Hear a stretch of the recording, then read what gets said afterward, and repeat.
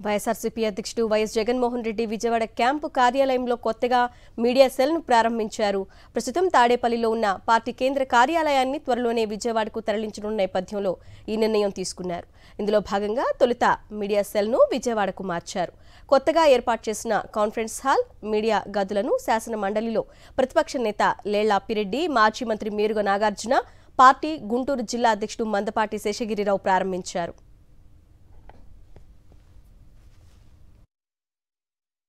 ఎందుకంటే తాడేపల్లి గ్రామంలో ఉన్నటువంటి పార్టీ కార్యాలయం నుంచి ఇప్పుడు మొన్నటి వరకు కూడా ముఖ్యమంత్రి క్యాంపు కార్యాలయంగా ఉన్నటువంటి ఈ కార్యాలయానికి మీడియా సెంటర్ని మార్చడం జరిగింది.